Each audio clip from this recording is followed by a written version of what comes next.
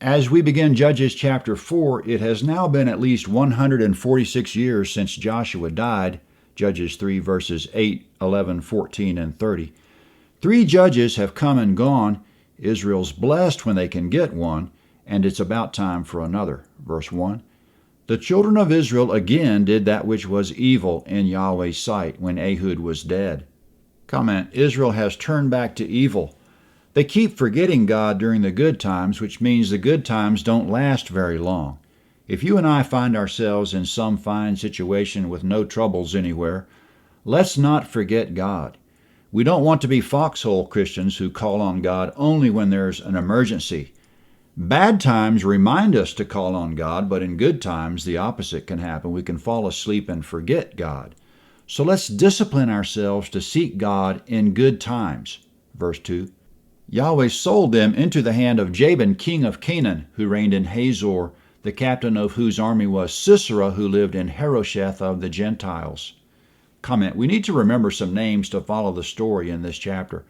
Jabin is the Canaanite king who is oppressing Israel.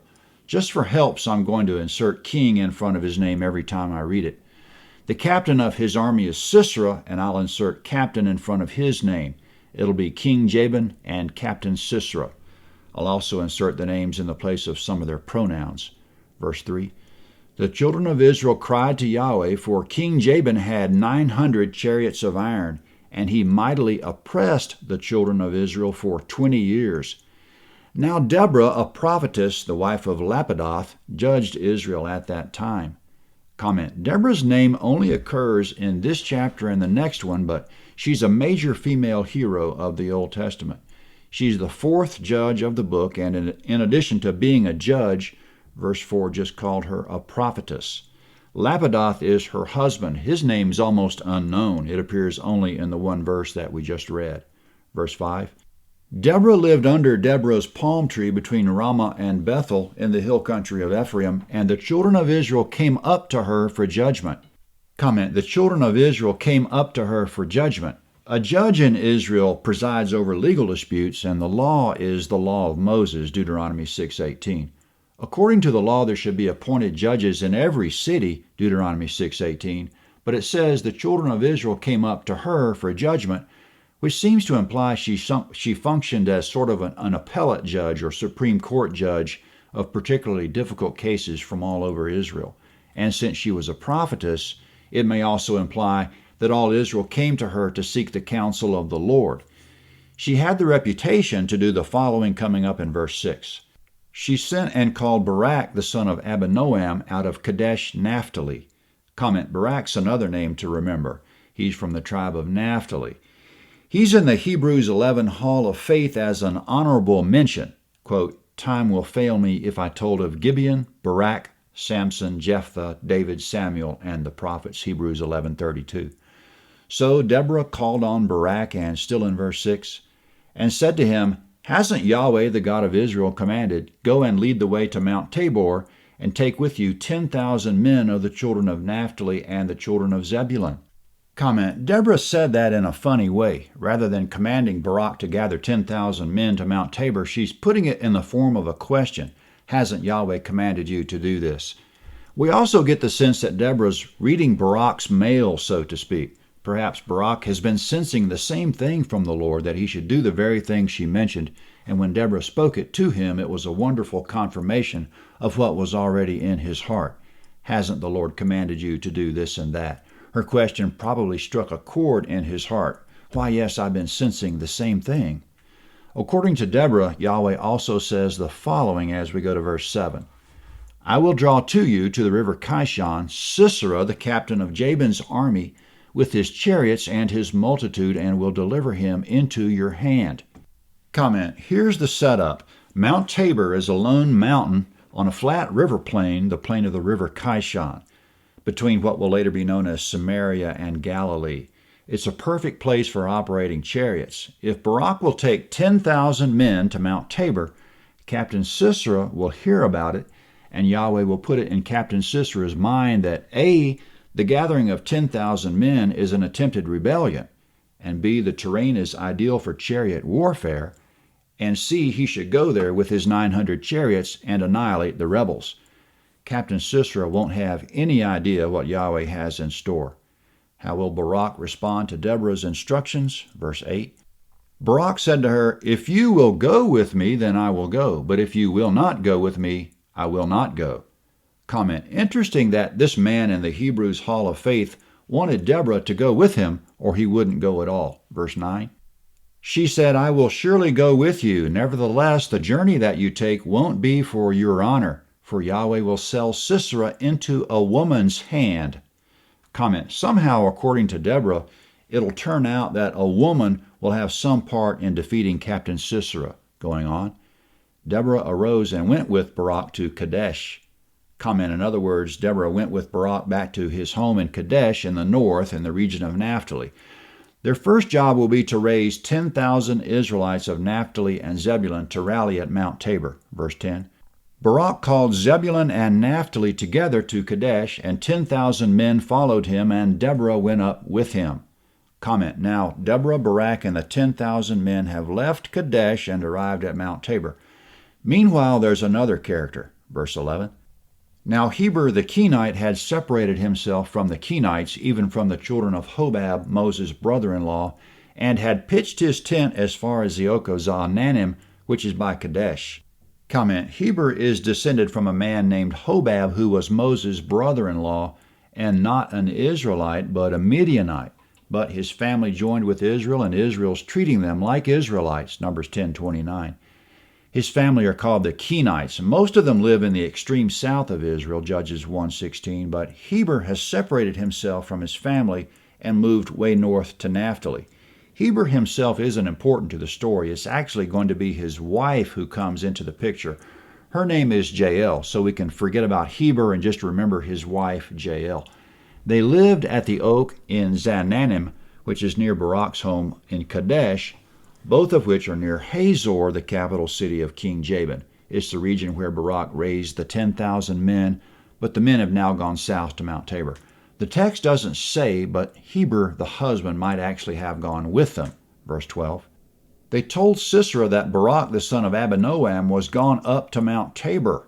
Comment. The text doesn't say exactly who told Sisera that, but the point is that word has come to Captain Sisera that Barak and 10,000 men have gathered themselves at Mount Tabor. Obviously, Israel is revolting against their Canaanite rulers. Sisera knows this is a good flat area for chariot warfare. As Yahweh said in verse 7 through Deborah, he's going to draw Sisera and his army to the plain around Mount Tabor to meet Barak and his 10,000. Verse 13. Sisera gathered together all his chariots, even 900 chariots of iron, and all the people who were with him from Harosheth of the Gentiles to the river Kishon. Comment. The river Kishon flows through the plain. Captain Sisera has arrived. Verse 14. Deborah said to Barak, "Go, for this is the day in which Yahweh has delivered Sisera into your hand. Hasn't Yahweh gone out before you?" So Barak went down from Mount Tabor, and 10,000 men with him.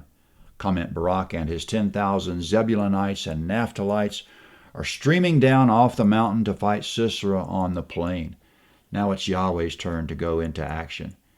Verse 15. Yahweh confused Captain Sisera, all his chariots, and all his army with the edge of the sword before Barak. Captain Sisera abandoned his chariot and fled away on his feet. Comment. Why would someone abandon a chariot and flee on foot? Because they're confused. It says Yahweh confused Sisera, all his chariots, and all his army. Chariots don't get confused. The text must be talking about the men and horses being confused. This is what Yahweh's been saying all along about overcoming the enemy. Assuming that Israel is with Yahweh, Yahweh will be with Israel, and he'll throw their enemies into great confusion on the battlefield. Deuteronomy 7:23. From the New Testament, quote, "Draw near to God, and he will draw near to you. Cleanse your hands, you sinners, and purify your hearts, you double-minded." James 4:8. That's how we get God to draw near to us, and that's how we overcome anything in front of us, by drawing near to God. He'll take over from there. Verse 16.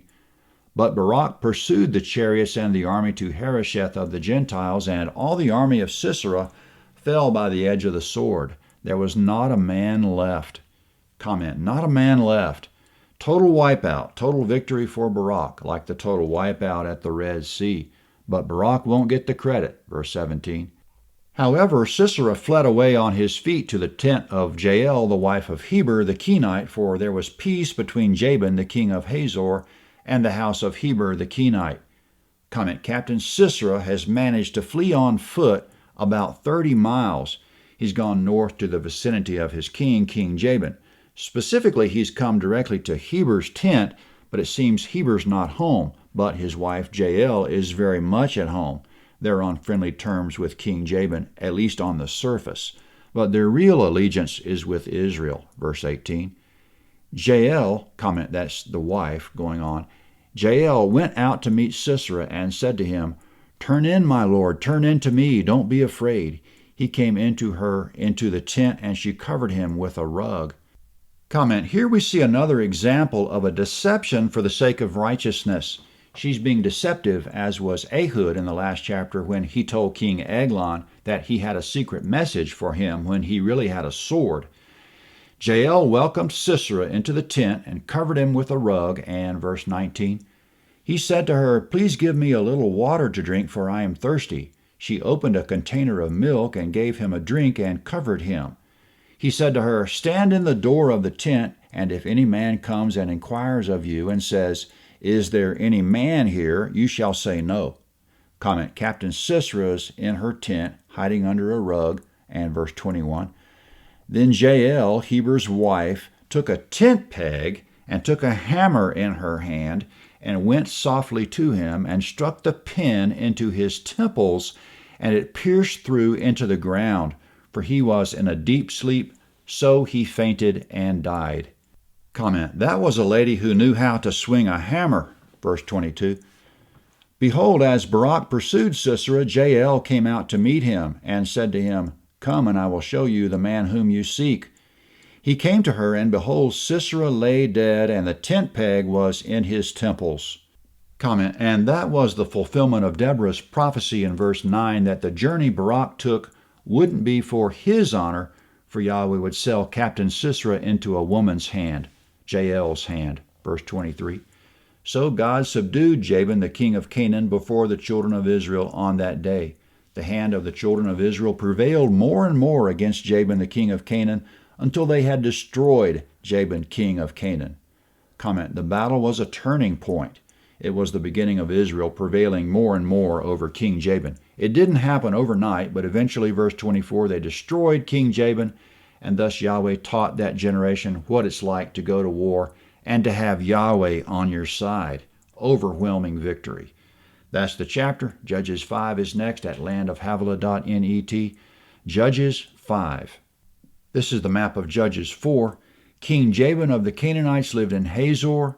In the day of Joshua, about 150 years prior, there was another King Jabin who also reigned at Hazor.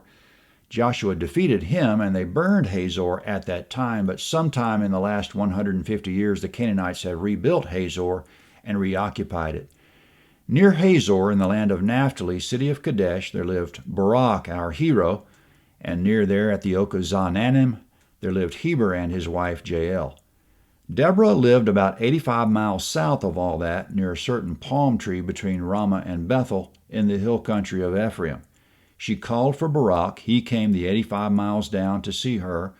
The two of them went back there north to Barak's home to raise up 10,000 men of Naphtali and Zebulun.